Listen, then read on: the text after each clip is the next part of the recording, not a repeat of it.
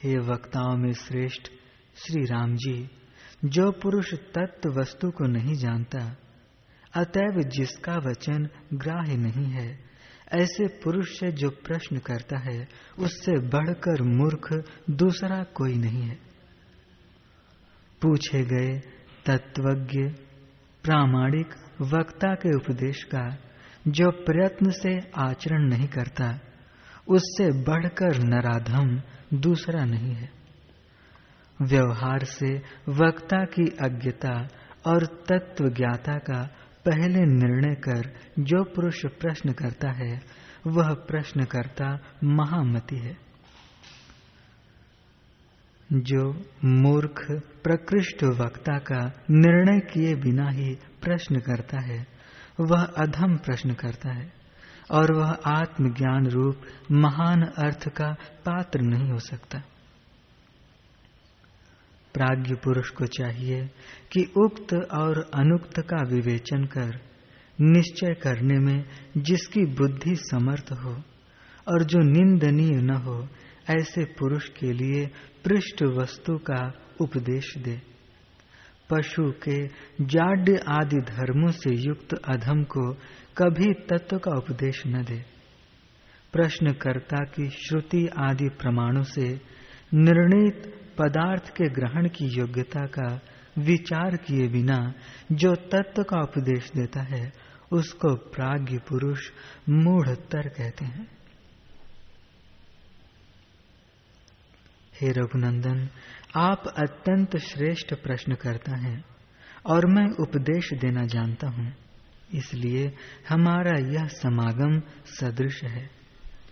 हे शब्दार्थ के ज्ञाता श्री राम जी, जिस पदार्थ का मैं उपदेश देता हूँ, उसे आप यह तत्व वस्तु है ऐसा निश्चय कर प्रयत्न पूर्वक अपने हृदय में ज्यों का त्यों पूर्ण रूप से धारण कीजिए।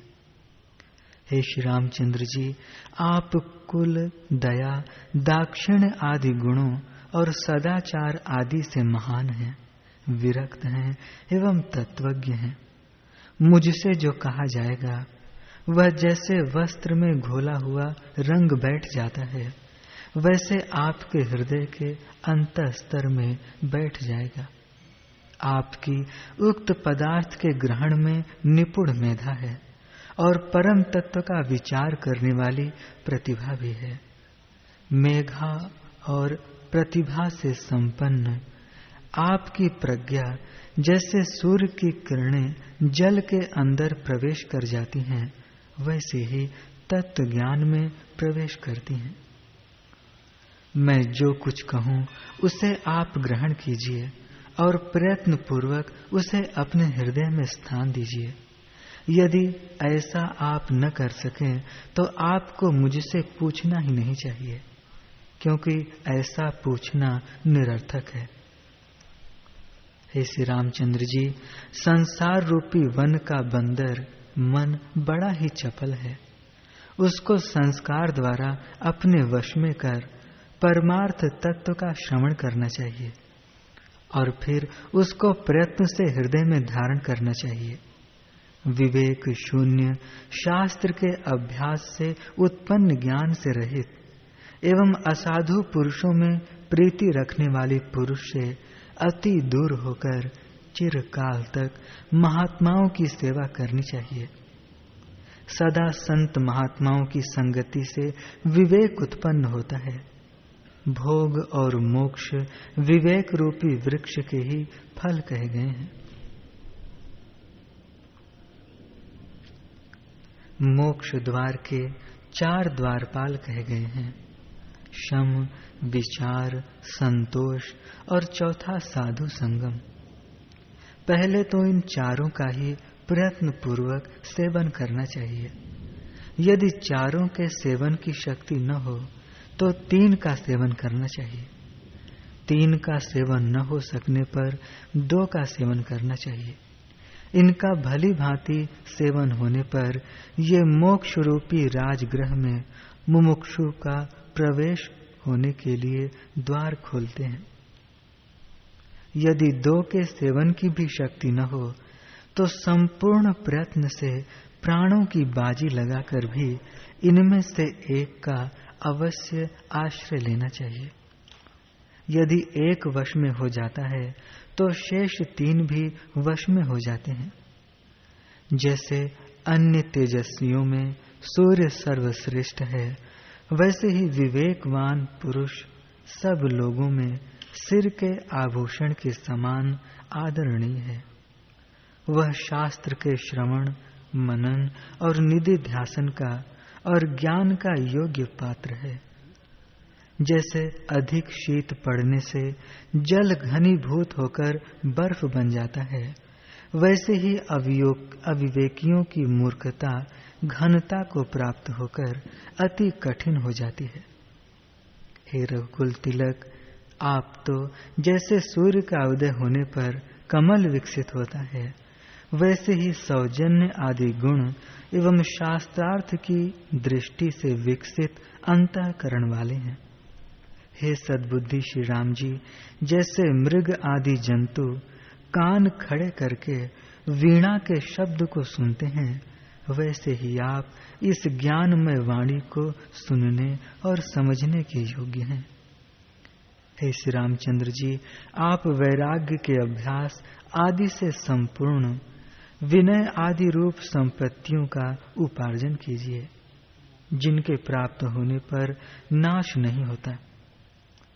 पहले संसार रूप बंधन से छुटकारा पाने के लिए शास्त्राभ्यास और सज्जन संगति पूर्वक तपस्या और इंद्रिय निग्रह से प्रज्ञा को ही बढ़ावे। संस्कृत अर्थात विशुद्ध बुद्धि से जो कुछ शास्त्र का अवलोकन, चिंतन आदि किया जाता है, उसी को इस मूर्खता के विनाश का हेतु समझो। यह संसार रूपी विष वृक्ष आपत्तियों का एकमात्र घर है। यह अज्ञानी पुरुष को सदा मोह में डालता है। इसलिए अज्ञान का यत्न से विनाश करना चाहिए।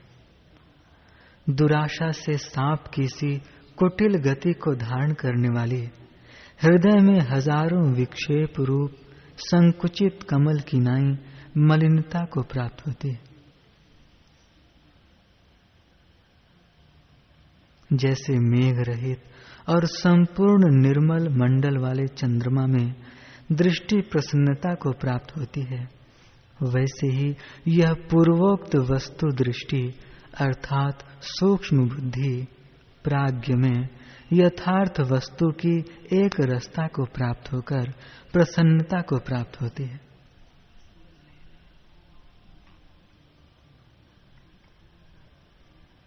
अज्ञान का यत्न से विनाश करना चाहिए।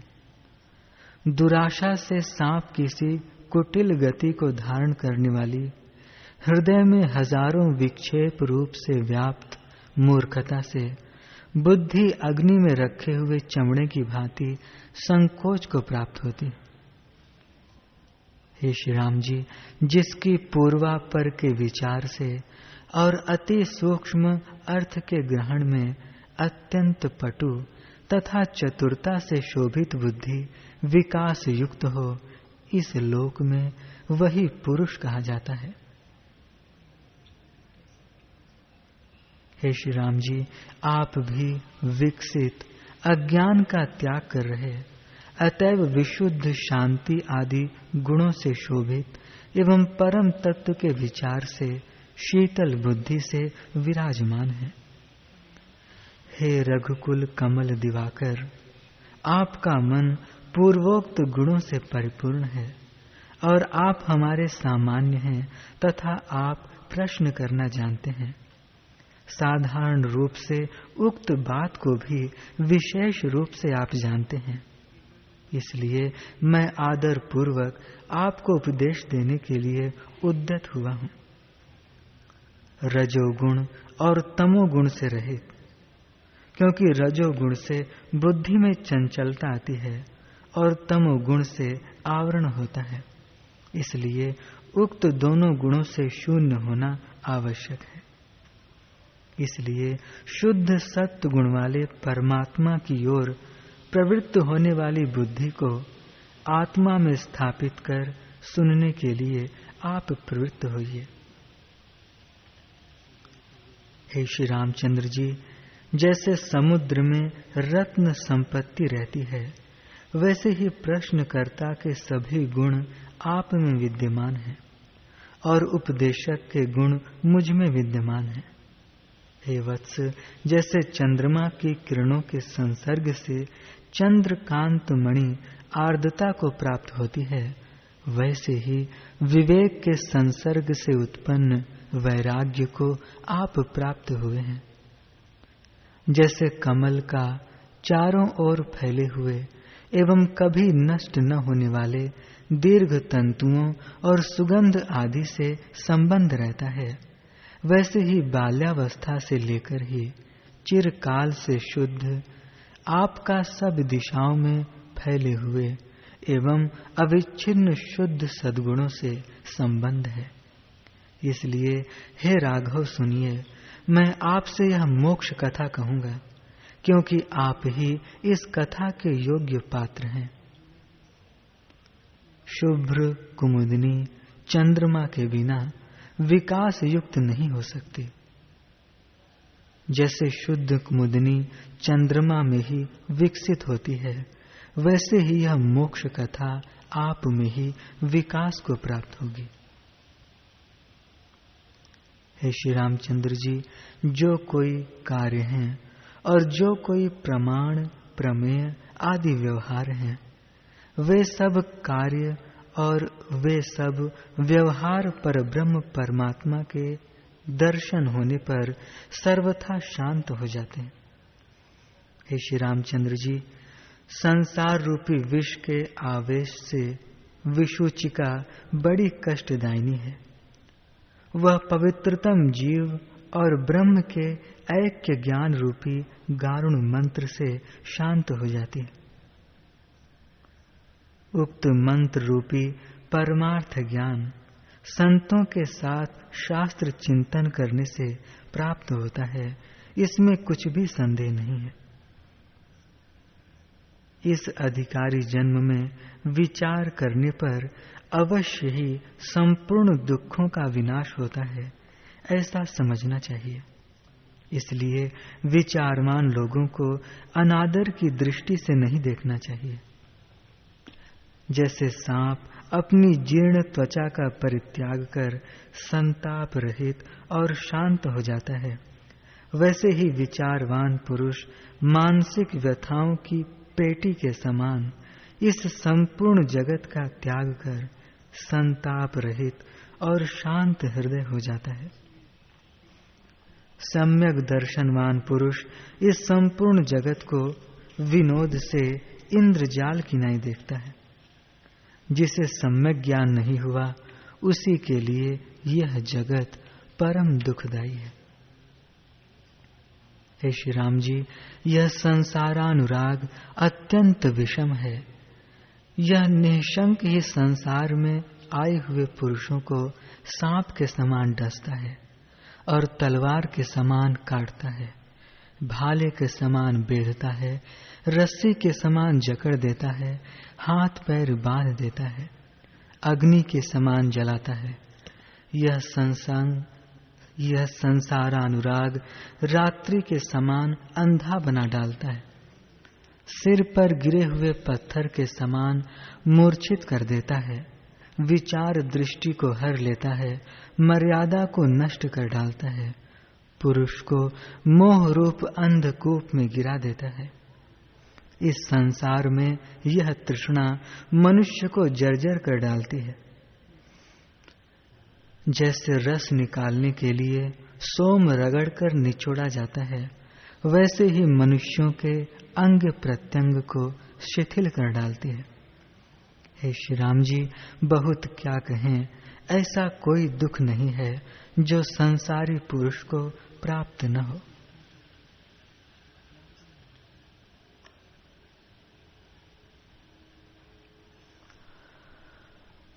हरि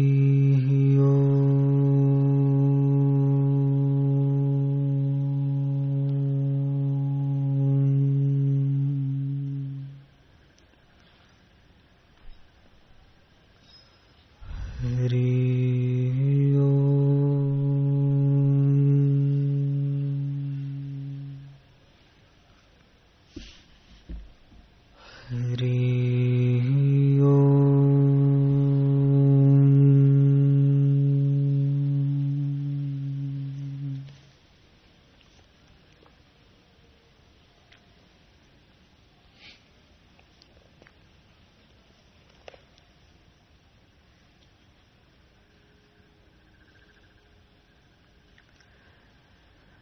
वशिष्ठ जी बोले, हे राम जी, जो नाम रूप है वह सब आकाश रूप भ्रम मात्र है, आत्मा में और कुछ नहीं। आत्म रूपी समुद्र में जगत रूपी तरंग उठते हैं, वे आत्म रूप ही हैं। जिनको ऐसा ज्ञान हुआ है उनको इच्छा और अनिच्छा का ज्ञान नहीं रहता और सब आकाश रूप भासित होता है। हे राम जी, आत्मरूपी फूल में यह जगत सुगंध रूप है। जैसे पवन और स्पंदन में भेद नहीं, वैसे ही आत्मा और जगत में भेद नहीं। पत्थर पर लकीर खींचिए तो वह पत्थर से भिन्न नहीं होती, वैसे ही ब्रह्म से जगत भिन्न नहीं है। हे राम जी, देश काल पृथ्वी आदि तत्व और मैं मेरा सब आत्मरूप और अविनाशी है। जिनको ऐसे निश्चय हुआ है उनको राग द्वेष नहीं होता, उन्हें सब आत्मरूप ही प्रतीत होता है।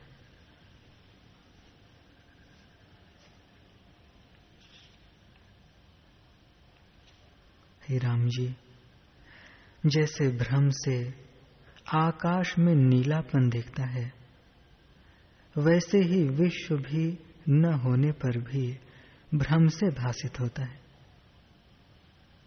आत्मा में यह विश्व कुछ आरंभ और परिणाम करके नहीं बना, उसी का स्वरूप है। जैसे स्वप्न की सृष्टि अनुभव रूप है, कुछ भिन्न नहीं, वैसे ही जगत और आत्मा अनुभव से कुछ भिन्न नहीं। हे राम जी, चैतन्य आकाश परम शांत रूप है, उसमें देह और इंद्रियां भ्रम से प्रतीत होती हैं। क्रिया काल पदार्थ सब भ्रम मात्र हैं। जब आत्म स्वरूप में जागकर देखोगे तब द्वैत भ्रम निवृत्त हो जाएगा और केवल अद्वैत आत्मा ही प्रतीत होगा। ये पृथ्वी आदि जो तत्व भासित होते हैं सो अविद्यमान है और इनकी प्रतिभात होना मिथ्या उदय हुआ है। हे राम जी, पृथ्वी दीवाल कीट पर्वत आदि प्रपंच आकाश रूप है, तब ग्रहण या त्याग किसका हो? आकाश रूपी दीवाल पर संकल्प ने चित्र रचे हैं और रंग चेतना का चढ़ा है। इससे विश्व संकल्प मात्र है। जैसा जैसा निश्चय होता है वैसी ही वैसी सृष्टि प्रतीत होती है।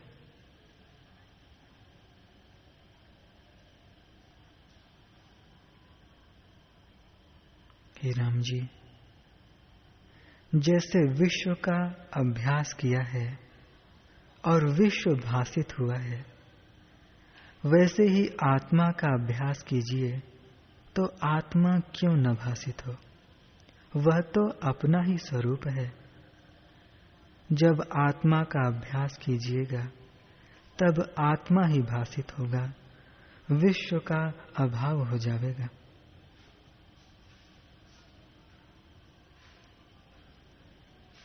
जैसा किसी का संकल्प होता है वैसी ही सृष्टि उसको देख पड़ती है।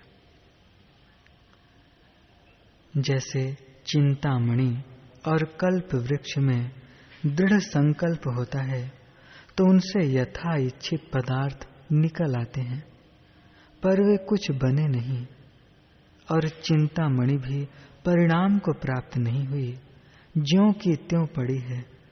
केवल संकल्प की दृढ़ता से वे पदार्थ भासित होते हैं। वैसे ही यह प्रपंच भी आकाश रूप है।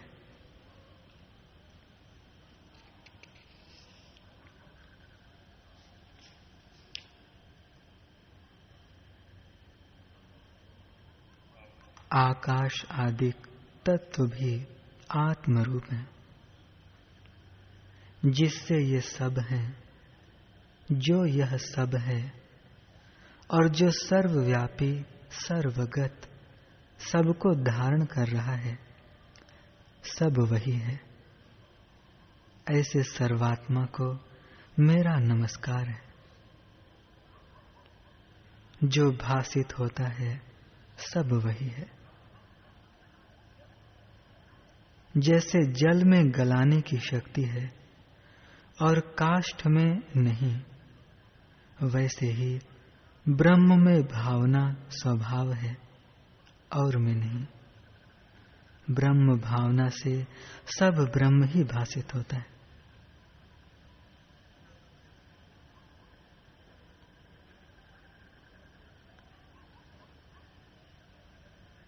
जिनको शुद्ध संवित में अहम प्रत्यय नहीं, वह अज्ञानी है, जान नहीं सकता, परंतु सब ब्रह्म है। जैसे समुद्र में जो जल होता है वह ऊंचे आवे तो भी जल है और नीचे को जावे तो भी जल है, वैसे ही जो कुछ दिखता या भासित होता है सो सब ब्रह्म स्वरूप है, भिन्न नहीं।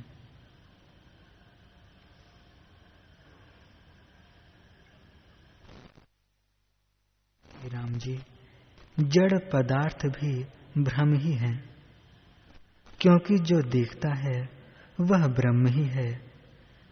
जड़ हो तो दिखे नहीं। जड़ चेतना शुद्ध संवित में है, उसमें चेतन से भिन्न कुछ नहीं है। जैसे शुद्ध संवित में स्वप्न आता है और उसमें जड़ और चेतन भी दिखते हैं, परंतु जो जड़ दिखते हैं वे भी उस संवित में चेतन है, क्योंकि चेतन है तभी दिखते हैं।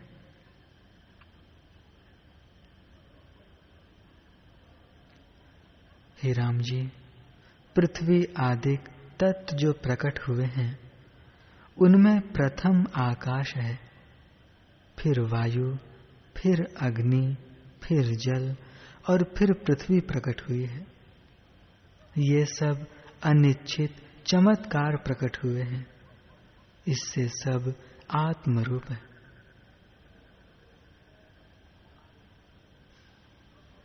जैसे सुवर्ण में अनेक आभूषण होते हैं, सो वे सुवर्ण से भिन्न नहीं होते, वैसे ही विश्व आत्म स्वरूप है, द्वैत नहीं।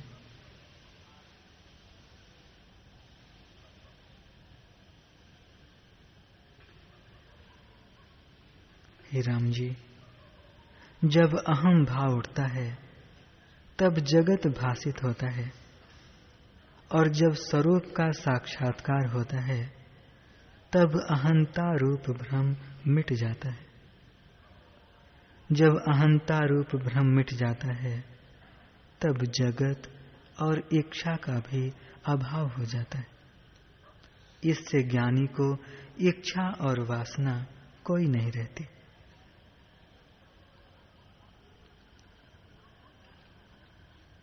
जब परिच्छिन्न रूप अहंता नष्ट होती है तब जीव उस पद को प्राप्त होता है जिसमें अणिमा आदि सिद्धियां भी सूखे तृण की तरह तुच्छ लगती हैं।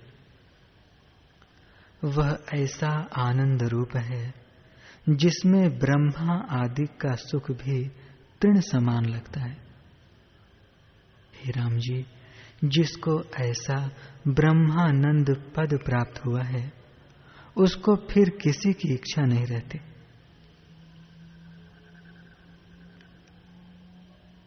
मारने वाले विष आदि पदार्थ उसको मारते नहीं, और जिलाने वाले पदार्थ अमृत आदि उसे जिलाते नहीं। केवल निर्वाण पद में उसकी स्थिति है। हे राम जी, जिस पुरुष को संपूर्ण संसार से वैराग्य हुआ है, उसको संसार के पदार्थ सुखदायक नहीं लगते, मिथ्या जान पड़ते। वह संसार समुद्र के पार हो गया है। जिनकी संसार की वासना और अहंता नष्ट हुई है, उनकी मूर्ति देखने भर को भासित होती है। वे वासनाहीन, ज्ञानवान, शांत रूप हैं। हे राम जी, इच्छा ही बंधन है। जब इच्छा का अभाव हो तब आनंद हो। इच्छा भी तब उठती है जब जीव संसार को सत्य जानता है, और संसार की सत्यता अहंता से प्रतीत होती है। इसलिए जब अहंता रूपी बीज नष्ट हो, तब निर्वाण पद की प्राप्ति हो।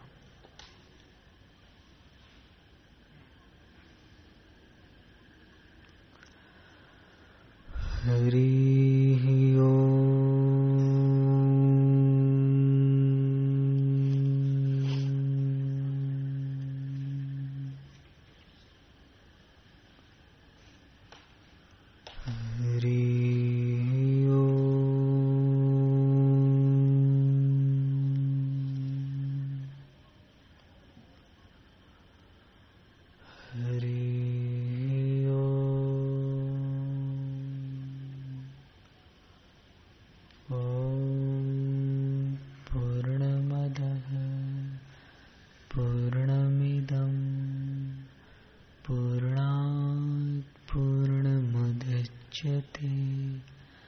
पूर्णस्य पूर्णमादाय पूर्णमेवावशिष्यते। ओम शांति शांति शांति। श्री सद्गुरुदेव भगवान की जय।